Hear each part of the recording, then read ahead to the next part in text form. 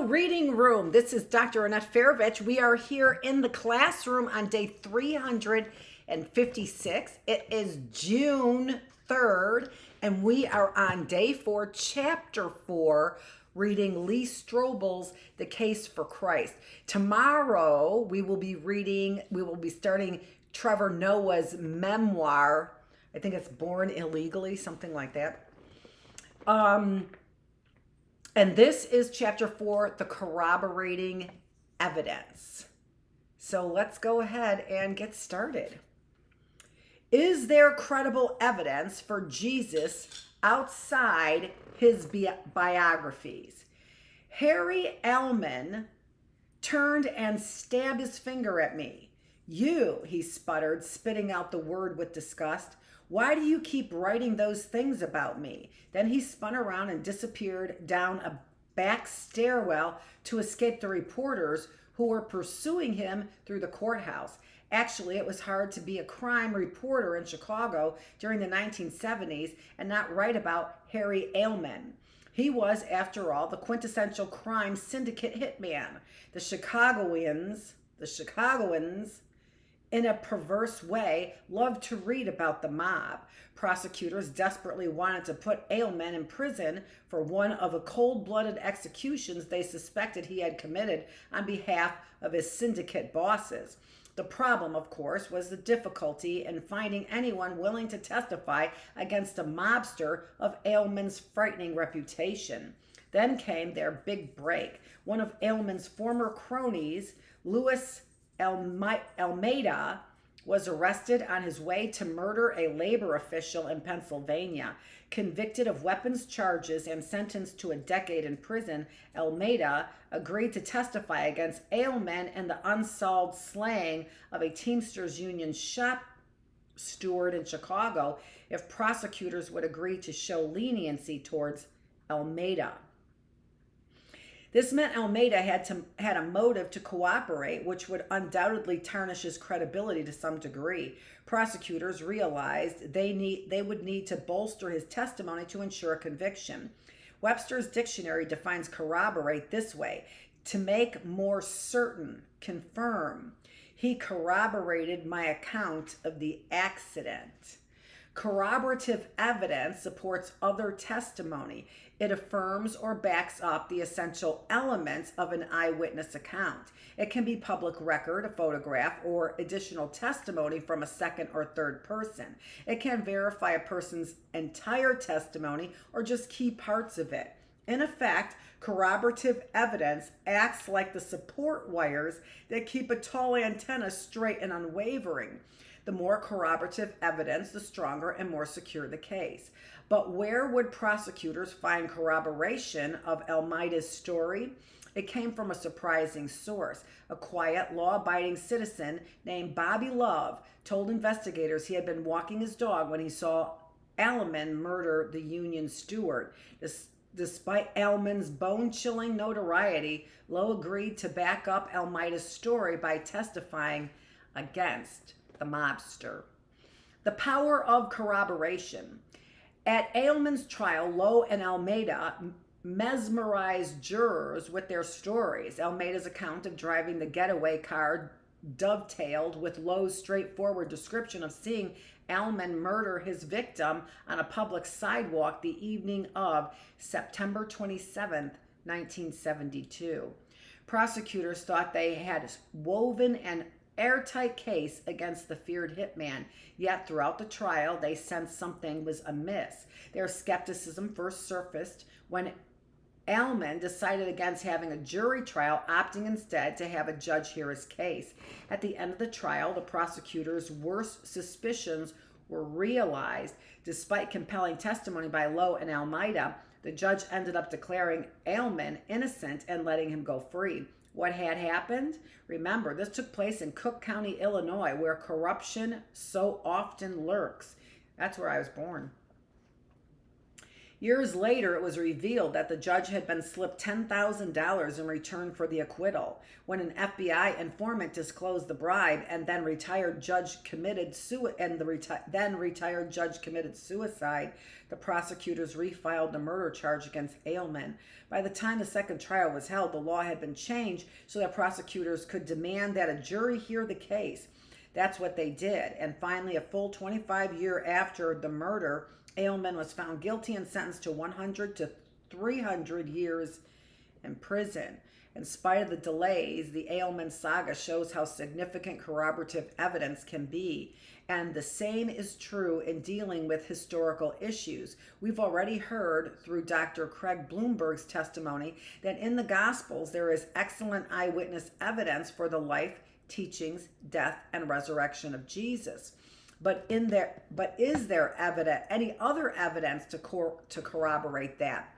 Are there writings outside the Gospels that affirm or support any of the essentials about Jesus or early Christianity? In other words, is there any additional documentation that can help seal the case for Christ, as Bobby Lowe's testimony sealed the case for Harry Ailman?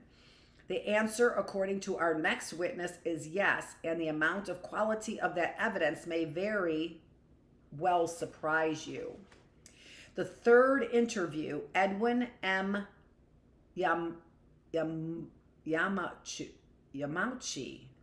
PhD. Yamauchi. As I entered the imposing brick building that houses the office of Edwin Yamauchi at Miami University in picturesque Oxford, Ohio, that's where my nephew went.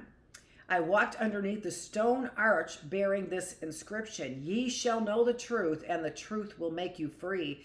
As one of the country's leading experts in ancient history, Yamauchi has been on a quest for historical truth for much of his life. Born in Hawaii in 1937, the son of immigrants from Okinawa, Yamauchi started from humble beginnings. His father died just before the Japanese attack on Pearl Harbor, leaving his mother to earn a meager living as a maid for wealthy families. While lacking formal education herself, she encouraged her son to read and study, giving him beautifully illustrated books that instilled in him a lifelong love of learning. Certainly his academic accomplishments have been impressive. After earning a bachelor's degree in Hebrew and Hellenistics, Yamauchi received master's and doctoral degrees in Mediterranean studies from Brandeis University. He has been awarded 8 fellowships from the Rutgers Research Council, National Endowment of the Humanities, the American Philosophical Society, and others. He has studied 22 languages, including Arabic, Chinese, Egyptian, Russian, Syriac, Ugaritic, and even Comanche.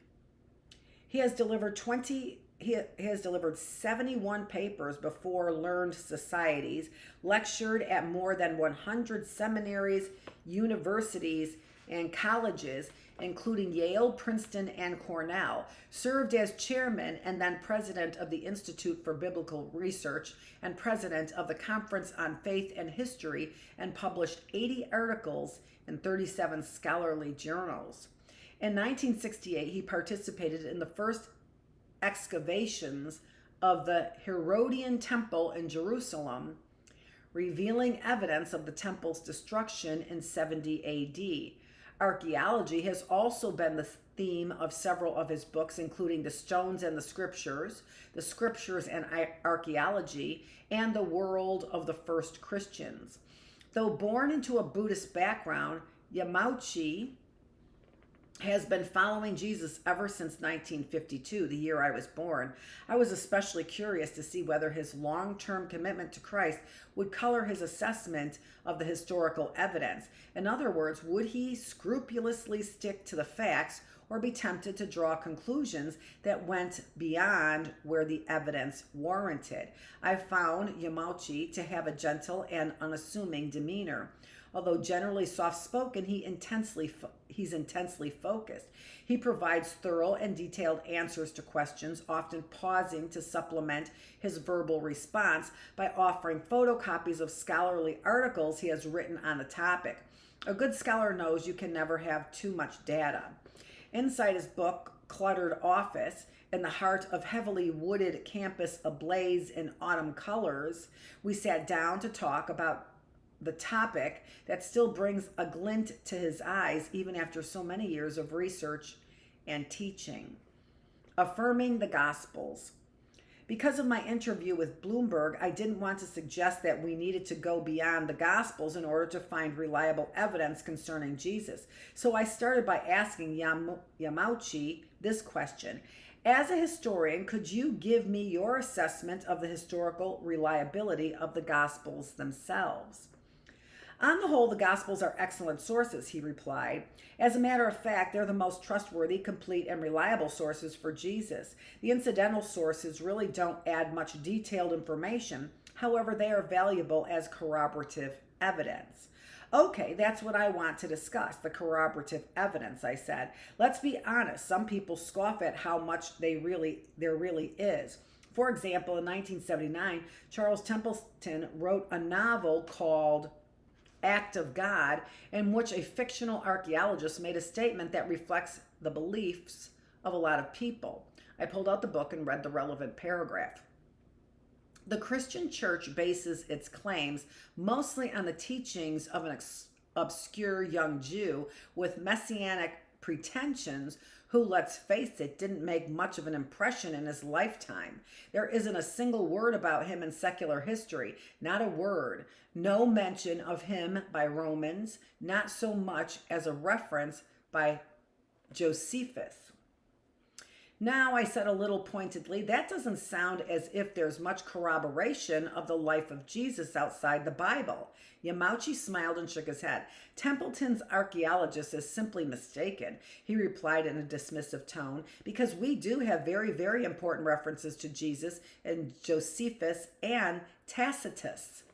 The Gospels themselves say that many who heard him, even members of his own family, did not believe in Jesus during his lifetime. Yet he made such an impression that today Jesus is remembered everywhere, whereas Herod the Great, Pontius Pilate, and other ancient rulers are not as widely known.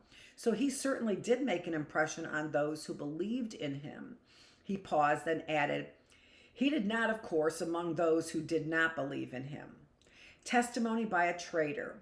Templeton and Yamauchi had both mentioned Josephus, a first-century historian who's well known among scholars, but whose name is unfamiliar to most people today. Give me some background about him, I said, and tell me how his testimony provides corroboration concerning Jesus. Yes, of course, Yamauchi answered as he crossed his legs and settled deeper into the chair. Josephus was a very important Jewish historian of the first century. He was born in AD 37, and he wrote most of his 4 works toward the end of the first century. In his autobiography, he defended his behavior in the Jewish-Roman War, which took place from 66 to 74 AD. You see, he had surrendered to the Roman general Vespasian during the siege of Jotapata, even though many of his colleagues committed suicide rather than give up. The professor chuckled and said Josephus decided it wasn't God's will for him to commit suicide. He then became a defender of the Romans. Josephus sounded like a colorful character. I wanted more details about him so I could better understand his motivations and prejudices. Paint me a portrait of him, I said. He was a priest, a Pharisee, and he was somewhat egotistical. His most ambitious work was called The Antiquities, which was a history of the Jewish people from creation until his time. He probably completed it in about 93 AD. As you can imagine from his collaboration with the hated Romans, Josephus was extremely disliked by his fellow Jews. But he became very popular among Christians because in his writings, he refers to James, the brother of Jesus, and to Jesus himself. Here was our first example of corroboration for Jesus outside the Gospels.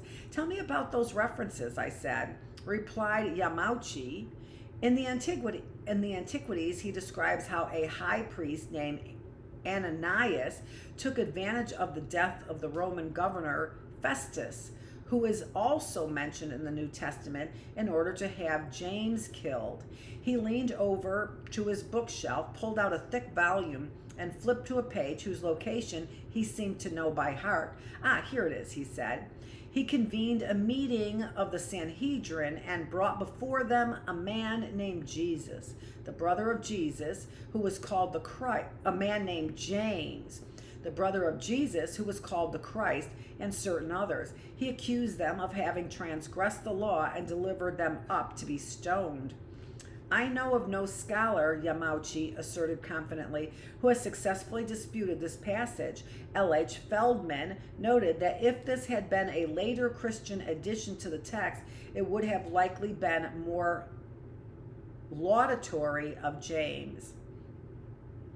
So here you have a reference to the brother of Jesus, who had apparently been converted by the appearance of the risen Christ. If you compare John 7, chapter 7, verse 5, and 1 Corinthians chapter 15, verse 7, and corroboration of the fact that some people consider Jesus to be the Christ, which means the anointed one or Messiah.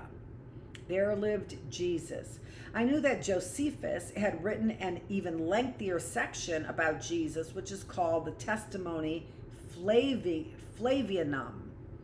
I knew that too, that this passage was among the most hotly disputed in ancient literature because on the surface it appears to provide sweeping corroboration of Jesus' life, miracles, death, and resurrection. But is it authentic, or has it been doctored through the years by people favorable to Jesus? I asked Yamauchi for his opinion, and it was instantly clear I had tapped into an area of high interest for him. He uncrossed his legs and sat up straight in his chair. "This is a fascinating passage," he said with enthusiasm, leaning forward, book in hand. "But yes, it is controversial." With that, he read it to me. "About this time there lived Jesus, a wise man, if indeed one ought to call him a man, for he was one who wrought surprising feats, and was a teacher of such people as accept the truth gladly.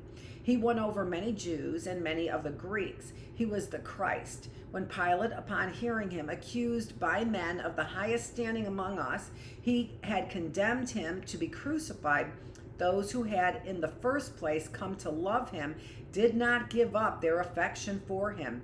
On the third day he appeared to them, restored to life, for the prophets of God had prophesied these and countless other marvelous things about him. And the tribe of Christians so called after him has still to this day not disappeared." The wealth of corroboration for Jesus was readily evident. You agreed this was controversial. What have scholars concluded about this passage? I asked. "Scholarship has gone through three trends about it," he said. "For obvious reasons, the early Christians thought it was a wonderful and thoroughly authentic attestation to Jesus and his resurrection. They loved it. Then the entire passage was questioned by at least some scholars during the Enlightenment."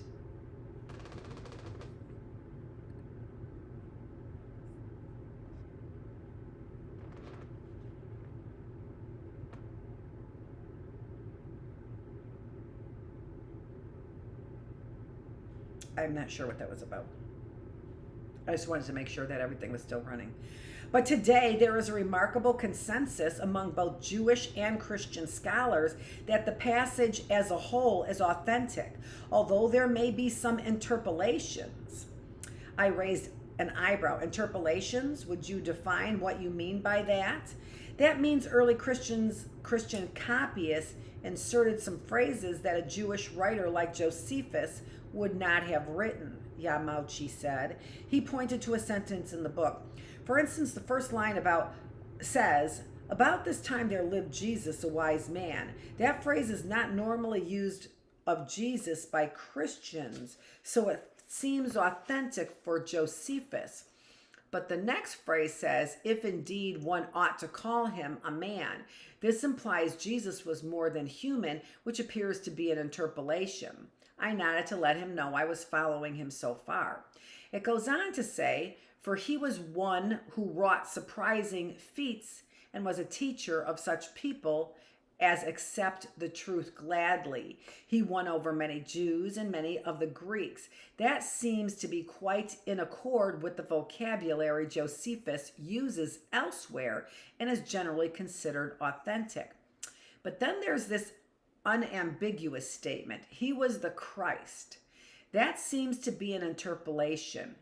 Because I interrupted, Josephus says in his reference to James that Jesus was called the Christ. That's right, said Yamauchi. It's unlikely Josephus would have flatly said Jesus was the Messiah here, when elsewhere he merely said he was considered to be the Messiah by his followers. The next part of the passage, which talks about Jesus' trial and crucifixion and the fact that his followers still loved him, is unexceptional and considered genuine. Then there's this phrase, on the third day he appeared to them restored to life. Again, this is a clear declaration of belief in the resurrection, and thus it's unlikely that Josephus wrote it. So these three elements seem to have been interpolations. What's the bottom line, I asked? That the passage in Josephus probably was originally written about Jesus, although without those 3 points I mentioned. But even so, Josephus corroborates important information about Jesus, that he was the martyred leader of the church in Jerusalem, and that he was a wise teacher who had established a wide and lasting following, despite the fact that he had been crucified under Pilate at the instigation of some of the Jewish leaders.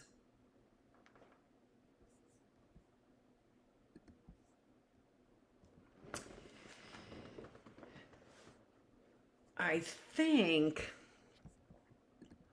what I have to do here for just a second is empty my recordings.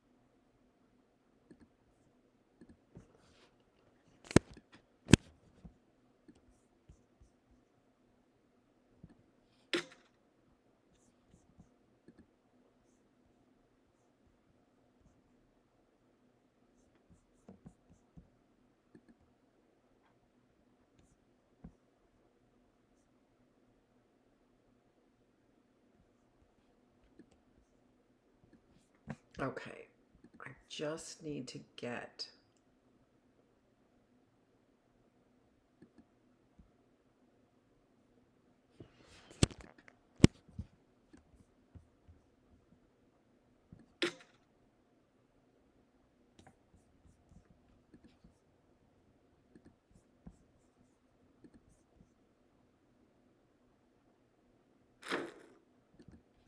All right.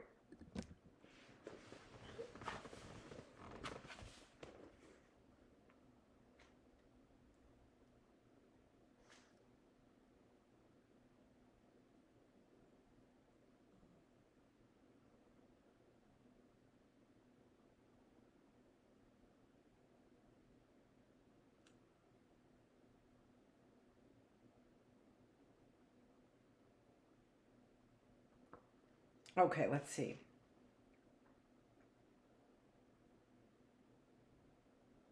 I think this is where I'm at. The importance of Josephus. While these references did offer some important independent verification about Jesus, I wondered why a historian like Josephus wouldn't have said more about such an important figure of the first century. I knew that some skeptics, like Boston University philosopher Michael Martin, have made this same critique. So I asked for Yamauchi's reaction to the statement by Martin, who doesn't believe Jesus ever lived. If Jesus did exist, one would have expected Josephus to have said more about him. It is unexpected that Josephus mentioned him in passing while mentioning other messianic figures and John the Baptist in greater detail. Yamauchi's response seemed uncharacteristically strong. From time to time, some people have tried to deny the existence of Jesus, but this is really a lost cause, he said with a tone of exasperation. There is overwhelming evidence that Jesus did exist, and these hypothetical questions are really very vacuous and fallacious. But I'd answered by saying this: Josephus was interested in political matters and the struggle against Rome. So for him, John the Baptist was more important because he seemed to pose a greater political threat than did Jesus.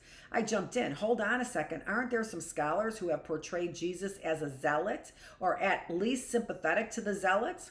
I asked, referring to a first century revolutionary group that opposed Rome politically. Yamauchi dismissed the objection with the wave of the hand. That is a position the Gospels themselves do not support, he replied, because remember, Jesus didn't even object to paying taxes to the Romans. Therefore, because Jesus and his followers didn't pose an immediate political threat, it's certainly understandable that Josephus isn't more interested in this sect, even though in hindsight it turned out to be very important indeed. So in your assessment, how significant are these two references by Josephus? Highly significant, Yamauchi replied, especially since his accounts of the Jewish war have proved to be very accurate. For example, they've been corroborated through archaeological excavations at Masada, as well as by historians like Tacitus. He's considered to be a pretty reliable historian, and his mentioning of Jesus is considered extremely important. A most mischievous superstition. Yamauchi had just mentioned the most important Roman historian of the first century, and I wanted to discuss what Tacitus had to say about Jesus and Christianity. Could you spell out what he corroborates? I asked. Yamauchi nodded. Tacitus recorded what is probably the most important reference to Jesus outside the New Testament, he said. In 115 AD, he explicitly states that Nero prosecuted the Christians as scapegoats to divert suspicion away from himself for the great fire that had devastated Rome in 64 AD. Yamauchi stood and walked over to a shelf, scanning it for a certain book. Ah, yes, here it is, he said, withdrawing a thick volume and leafing through it until he found the right passage, which he then read to me. Nero fashioned the guilt and inflicted the most exquisite tortures on a class hated for their abominations, called Christians, by the populace.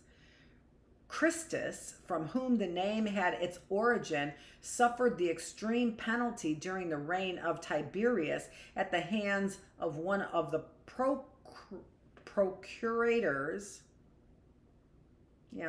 Pontius Pilate, and a most mischievous superstition, thus checked for the moment, again broke out not only in Judea, the first source of the evil, but in Rome. Accordingly, an arrest was first made of all who pleaded guilty. Then, upon their information, an immense multitude was convicted, not so much of the crime of firing the city as the hatred against mankind. I was already familiar with that passage, and I was wondering how Yamauchi would respond to an observation by a leading scholar named J.N.D. Anderson. He speculates that when Tacitus says this mischievous superstition was checked for a moment, but later again broke out, he was unconsciously bearing testimony to the belief of early Christians that Jesus had been crucified but then rose from the grave, I said. Do you agree with him? Yamauchi thought for a moment. This has certainly been the interpretation of some scholars, he replied, seeming to duck my request for his opinion. But then he made a crucial point. Regardless of whether the passage had this specifically in mind, it does provide us with a very remarkable fact, which is this: crucifixion was the most abhorrent faith that anyone could undergo, and the fact that there was a movement based on a crucified man has to be explained. How can you explain the spread of a religion based on the worship of a man who had suffered the most ignominious death possible? Of course, the Christian's answer is that he was resurrected. Others have to come up with some alternative theory if they don't believe that. But none of the alternative views, to my mind, are very persuasive. I asked him to characterize the weight of Tacitus's writings concerning Jesus. This is an important testimony by unsympathetic witness to the success and spread of Christianity based on a historical figure, Jesus, who was crucified under Pontius Pilate, he said. And it's significant that Tacitus reported that an immense multitude held so strongly to their beliefs that they were willing to die rather than recant. Chanting as if to a god. I knew that another Roman called Pliny the Younger had also referred to Christianity in his writings. He corroborated some important matters too, didn't he? I asked. That's right. He was the nephew of Pliny the Elder, the famous encyclopedist who died in the eruption of Vesuvius in 79 AD. Pliny the Younger became governor of Bithynia in northwestern Turkey. Much of his correspondence with his friend Emperor Trajan has been preserved to the present time. Yamauchi pulled out a photocopy of a book page saying, in Book 10 of these letters, he specifically refers to the Christians he has arrested. I have asked them, and here's the quote, I have asked them if they are Christians, and if they admit it, I repeat the question a second and third time with a warning of the punishment awaiting them. If they persist, I order them to be led away for execution for whatever the nature of their admission. I am convinced that their stubbornness and unshakable obstinacy ought not to go unpunished. They also declared that the sum total of their guilt or error amounted to no more than this. They had met regularly before dawn on a fixed day to chant verses alternately amongst themselves in honor of Christ as if to a god, and also to bind themselves by oath, not for any criminal purpose, but to abstain from theft, robbery, and adultery. This made me decide it was all the more necessary to extract the truth by torture from two slave women whom they called deaconesses. I found nothing but a degenerate sort of cult carried to extravagant lengths. How important is this reference, I asked? Very important. It was probably written about 111 AD, and it attests to the rapid spread of Christianity both in the city and in rural area among every class of persons, slave women, as well as Roman citizens, since he also says that he sends Christians who are Roman citizens to Rome for trial. And it talks about the worship of Jesus as God. The Christians maintained high ethical standards and that they were not easily swayed from their beliefs. The day the earth went dark. To me, one of the most problematic references in the New Testament is where the gospel writers claim that the earth went dark during part of the time that Jesus hung on the cross.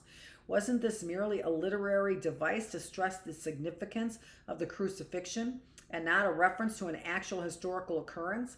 After all, if darkness had fallen over the earth, wouldn't there be at least some mention of this extraordinary event outside the Bible? However, Dr. Gray Habermas has written about a historian named Thallus, who in 52 AD wrote a history of the Eastern Mediterranean world since the Trojan War. Although Thallus's work has been lost, it was quoted by Julius Africanus in about 221 AD, and it made reference to the darkness that the Gospels had written about. Could this, I ask, be independent corroboration of this biblical claim? Exclaimed Yamauchi. In this passage, Julius Africanus says, Thallus, in the third book of his histories, explains away the darkness as an eclipse of the sun, unreasonably as it seems to me. So Thallus apparently was saying, yes, there had been darkness at the time of the crucifixion, and he speculated it was caused by an eclipse. Africanus then argues that it could not have been an eclipse given when the crucifixion occurred. Yamauchi reached over to his desk to retrieve a piece of paper. Let me quote what scholar Paul Maier, M-A-I-E-R, said about the darkness in a footnote in his 1968 book, Pontius Pilate. He said, reading these words, the phenomenon evidently was visible in Rome, Athens, and other Mediterranean cities. According to Tertullian, it was a cosmic or world event. Phlegon, a Greek author from Caria, writing a chronology soon after 137 AD, reported that in the fourth year of the 202nd Olympiad, 33 AD, there was the greatest eclipse of the sun, and that it became night in the 6th hour of the day, which was noon, so that stars even appeared in the heavens. There was a great earthquake in Bithynia, and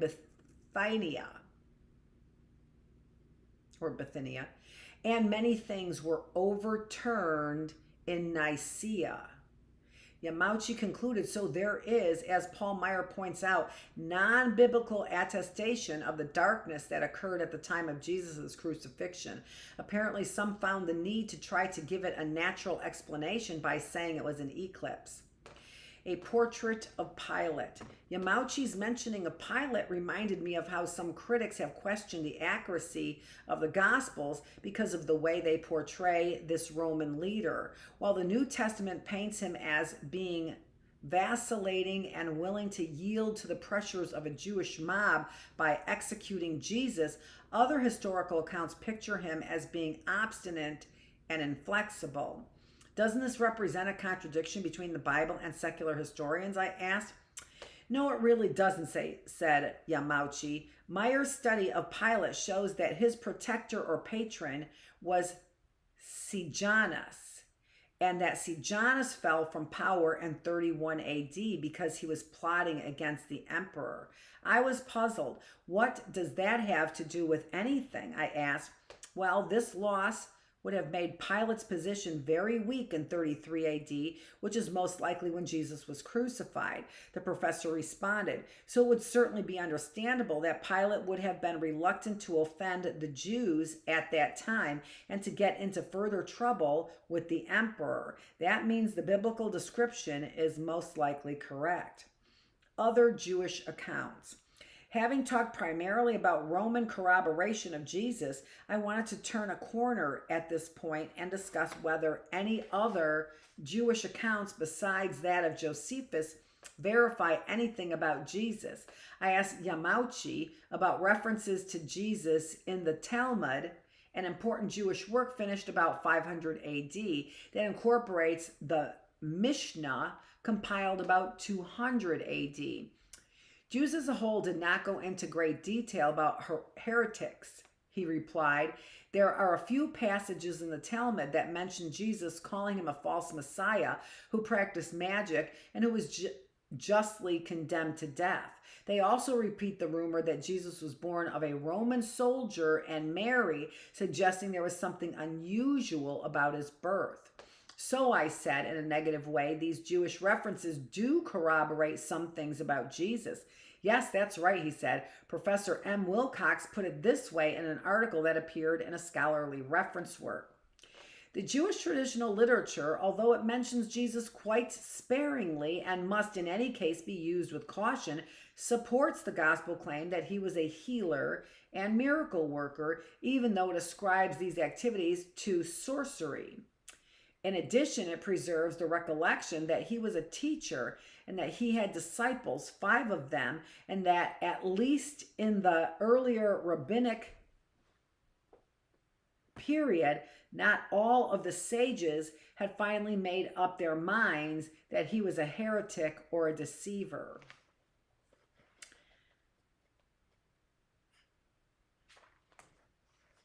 Evidence apart from the Bible. Although we were finding quite a few references to Jesus outside the Gospels, I was wondering why there were not even more of them. While I knew that few historical documents from the first century had survived, I asked, overall, shouldn't we have expected to find more about Jesus in ancient writings outside the Bible?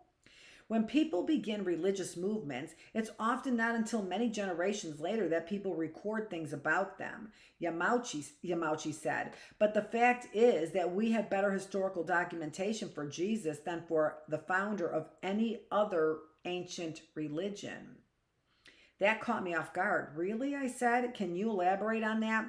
For example, although the Goths of Zoroaster, about 1000 BC, are believed to be authentic, most of the Zoroastrian scriptures were not put into writing until after the 3rd century AD. The most popular Parsi biography of Zoroaster was written in AD 1278. Now, the Zoroastrian religion is the religion of Iran.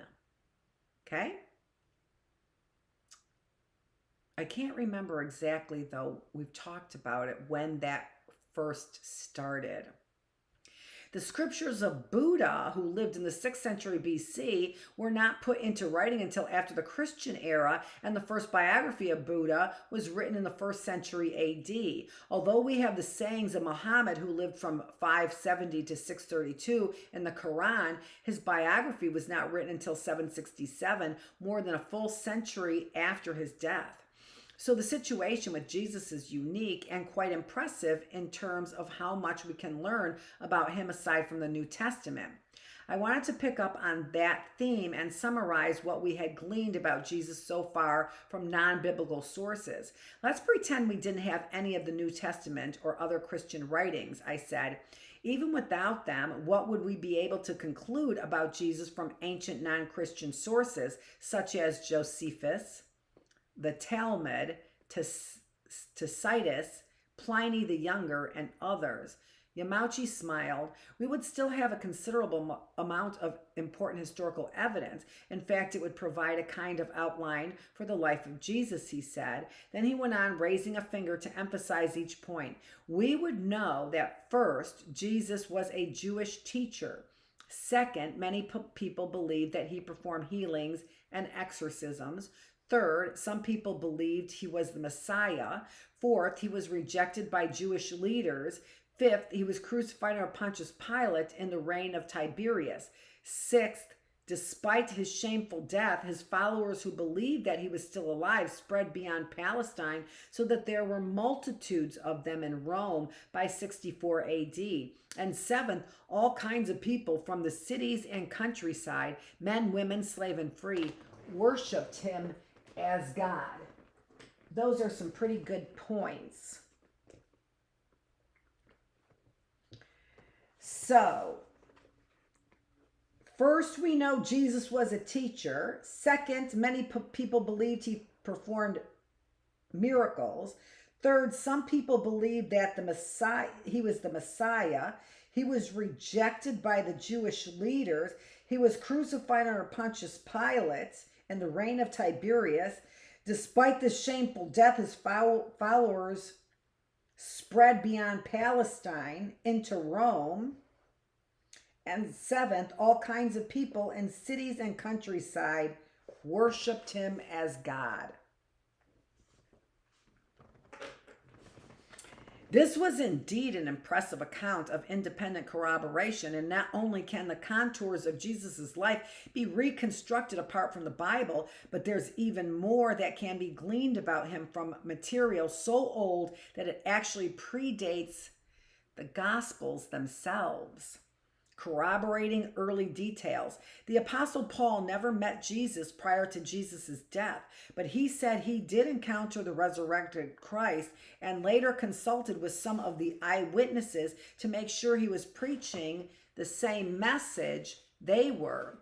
Because he began writing his New Testament letters years before the Gospels were written down, they contain extremely early reports concerning Jesus, so early that nobody can make a credible claim that they had been seriously distorted by legendary development. Luke Timothy Johnson, the scholar from Emory University, contends that Paul's letters represent valuable external verification of the antiquity and ubiquity of the traditions about Jesus. I said to Yamauchi, do you agree with him? We had been talking for quite a while. Yamauchi stood briefly to stretch his legs before settling back down. There's no question that Paul's writings are the earliest in the New Testament, he said, and that they do make some very significant references to the life of Jesus. Can you spell them out? I asked. Well, he refers to the fact that Jesus was a descendant of David, that he was the Messiah, that he was betrayed, that he was tried, crucified for our sins, and buried, and that he rose again on the third day and was seen by many people, including James, the brother of Jesus, who hadn't believed in him prior to his crucifixion. It's also interesting that Paul doesn't mention it. I wonder how they knew that. Where's the corroborating evidence that James didn't believe in Jesus? I thought that James was the apostle, but maybe not. It's also interesting that Paul doesn't mention some of the things that are highly significant in the Gospels. For instance, Jesus' parables and miracles, but he focuses on Jesus' atoning death and resurrection. Those, for Paul, were the most important things about Jesus, and indeed they transformed Paul from the beginning from being a persecutor of Christians into becoming history's foremost Christian missionary who was willing to go through all sorts of hardships and deprivation because of his faith. Paul also corroborates some important aspects of the character of Jesus, his humility, his obedience, his love for sinners, and so forth. He calls Christians to have the mind of Christ in the 2nd chapter of Philippians. This is a famous passage in which Paul is probably quoting from an early Christian hymn about the emptying of Christ, who was equal to God, yet took the form of man, of a slave, and suffered the extreme penalty, the crucifixion. So Paul's letters are an important witness to the deity of Christ. He calls Jesus the Son of God and the image of God.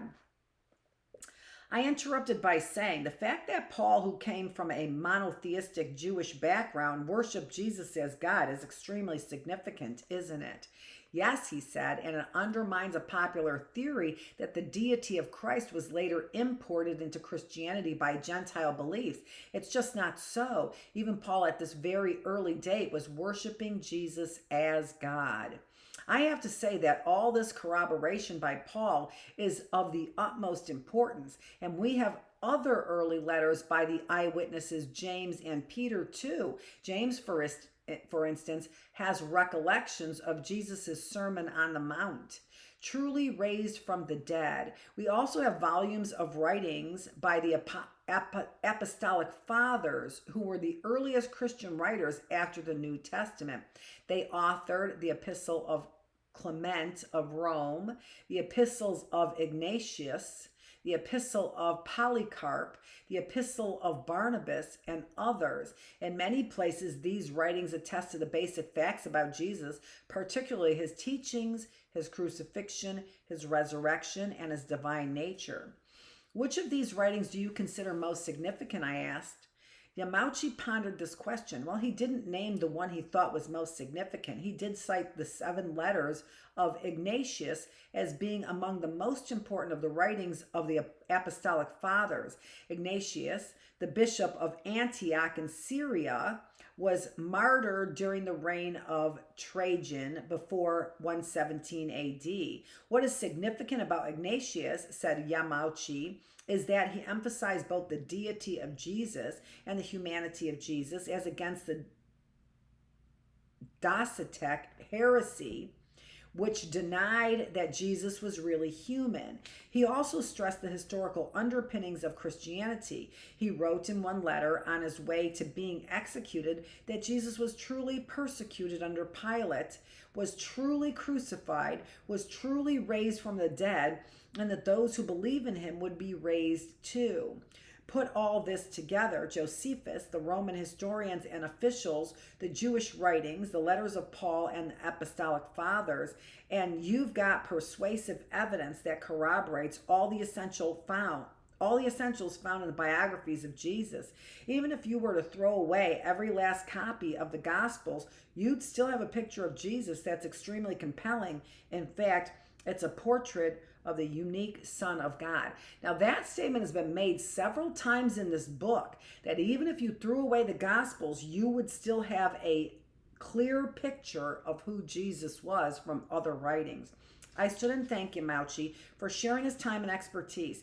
I know there's a lot more we could talk about since entire books have been written on this topic, I said. But before we end, I'd like to ask you one last question, a personal one if that's all right. The professor rose to his feet. Yes, that's fine, he said. I glanced around his modest office, which was filled to the brim with books and manuscripts, records and journals, computer disks and papers, all products of a lifetime of scholarly research into a world of long ago. You spent 40 years studying ancient history and archaeology, I said. What has been the result in your own spiritual life? Have your studies bolstered or weakened your faith in Jesus Christ? He looked down at the floor momentarily, then raised his eyes and looked squarely into mine. He said in a firm but sincere voice, "There's no question. My studies have greatly strengthened and enriched my spiritual life. They have given me a better understanding of the culture and historical context of the events. This doesn't mean that I don't recognize that there are some issues that still remain. Within this lifetime, we will not have full knowledge, but these issues don't even begin to undermine my faith in the essential trustworthiness of the Gospels and the rest of the New Testament.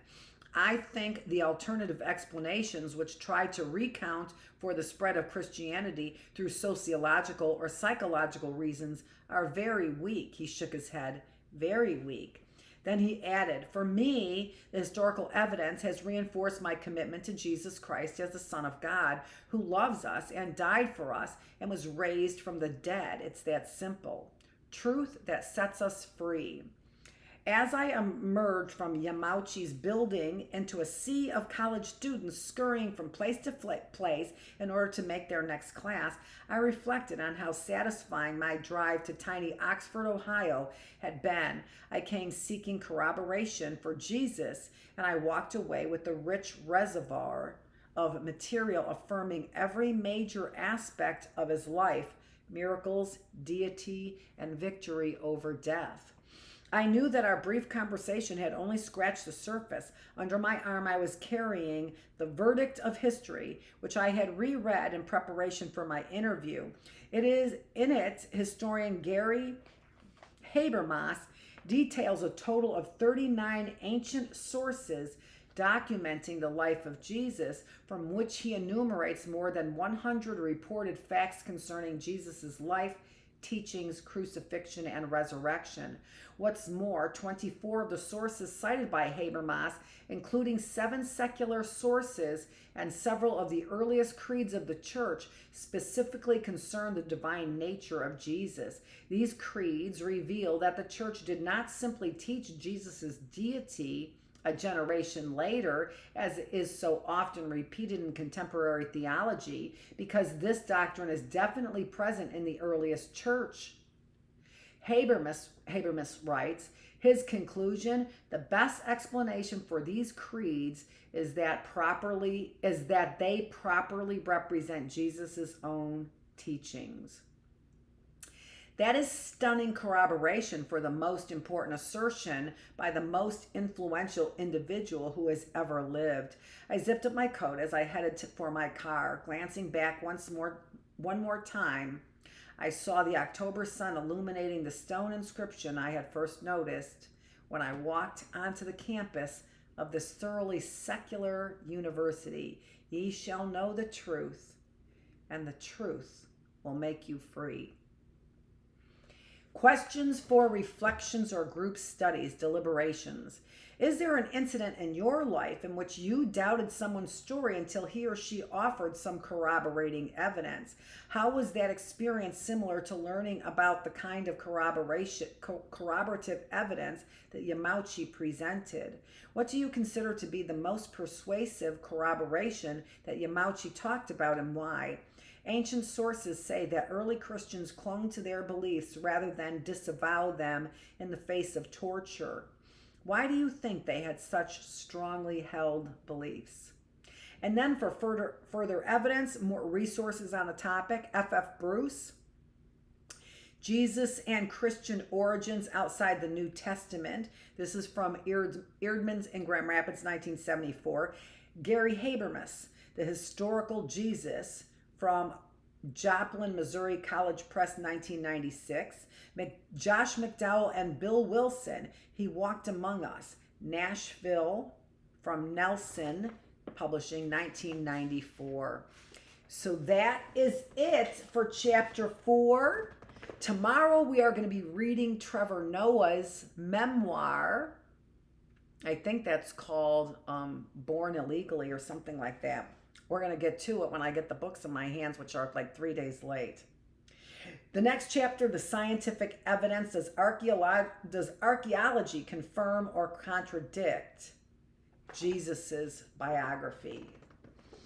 This is Dr. Annette Feravich. We are in the reading room where we are reading A Case for Christ. Thank you, Lee Strobel, for such a diligent effort in sharing with us your religious belief transformation.